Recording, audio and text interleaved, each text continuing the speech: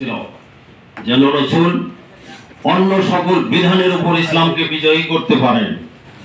রাসূল সাল্লাল্লাহু আলাইহি সাল্লাম তার জীবদ্দশায় পরিপূর্ণরূপে আল্লাহ রাব্বুল আলামিনের এই মহান দায়িত্ব উপহার দিয়ে দুনিয়া থেকে প্রয়াত হয়েছেন। সম্মানিত উপস্থিতি, রাসূল সাল্লাল্লাহু আলাইহি সাল্লামের জন্মের পর থেকে 40 বছর যে সময়, এটাই হলো তার জন্ম বৃত্তান্ত, অর্থাৎ মিলাদুন নবী সাল্লাল্লাহু আলাইহি সাল্লাম। আমরা সবাই জানবো, কিন্তু এগুলো আমাদের আমল করা জরুরি নয়। জরুরি হলো 40 বছরের পর থেকে 63 বছর পর্যন্ত যে সময়টা আল্লাহ রাসূল আমাদের সামনে উপহার দিয়েছেন, এই সময়টা আমাদের আমল করা জরুরি, বাধ্যতামূলক। আল্লাহ রাব্বুল আলামিন অন্যত্র বলেছেন, কুল ইন কুনতুম তুহিব্বুনাল্লাহ ফাত্তাবিউনি ইউহিব্বুকুম ওয়া ইয়াগফির লাকুম যুনুবাকুম আল্লাহু গফুরুর রহিম।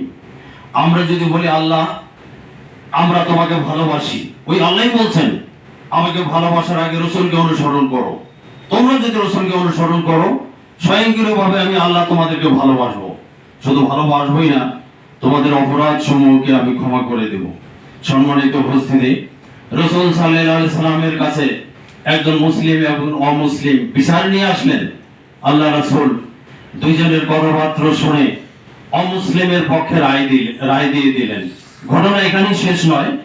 মুসলিম ব্যক্তি এটা মেনে নিতে পারলেন না। উনি গেলেন ওমর ইবনুল খাত্তাব রাদিয়াল্লাহু তাআলা আনহুর কাছে, বললেন আমি আপনার কাছে একটা বিচার নিয়ে এসেছি। যেহেতু আল্লাহর পক্ষ থেকে আপনাকে অনেক রাজনৈতিক প্রজ্ঞা দান করা হয়েছে, আমার বিশ্বাস আপনি সঠিক বিচার করতে পারবেন। ওমর রাদিয়াল্লাহু তাআলা আনহু বৃত্তান্ত শুনলেন। মুসলমান যে বিচার প্রার্থী তাকে প্রশ্ন করলেন, আমার কাছে আসার আগে কারোর কাছে গিয়েছিলে কিনা? সে বলল, হ্যাঁ, মুহাম্মদ সাল্লাল্লাহু আলাইহি সাল্লামের কাছে গিয়েছিলাম। তো মুহাম্মদ সাল্লাল্লাহু আলাইহি সাল্লাম কি রায় দিয়েছেন? যে দেখুন, আমি মুসলমান, আমি নামাজ পড়ি, রাসূলকে অনুসরণ করি, জিহাদের ময়দানে যুদ্ধ করি, আমি ইসলামের জন্য অর্থ ব্যয় করি। অমুসলিমের সাথে আমার ঝগড়া হয়েছে, আল্লাহ রাসূল অমুসলিমের পক্ষে রায় দিয়ে দিলেন, এটা কি মেনে নেওয়া যায়? আপনি একটা সঠিক বিচার করেন। ওমর রাদিয়াল্লাহু তাআলা আনহু বললেন, তোমার জন্য উত্তম বিচার করতেছি। ঘরের ভিতরে গেলেন, তরবারি আনলেন, মুসলমানকে দ্বিখণ্ডিত করে ফেললেন। এর নাম ইসলাম। আল্লাহ রাসূল এরকম লোক তৈরি করেছিলেন।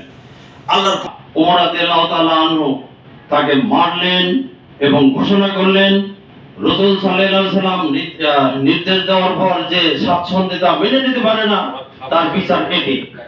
সম্মানিত উপস্থিতি, আমরা রাসূল সাল্লাল্লাহু আলাইহি সাল্লাম তৎকালীন সময়ে তরবারি, তীর, নেজা, বল্লম, বর্ম, খঞ্জর এগুলো ছিল আধুনিক যুদ্ধাস্ত্র। এখন কিন্তু সেগুলো নেই, আছে কি? এগুলোর মাধ্যমে তখন ক্ষমতার পরিবর্তন হতো। বর্তমান ক্ষমতার পরিবর্তন হয় ভোটের মাধ্যমে, ঠিক কিনা? আমি আপনাদেরকে অনুরোধ করতেছি, দুইটা টপিক নিয়ে সামনে শেষ করব। সেটা হলো, আসুন সামনে আমাদের নির্বাচন হবে।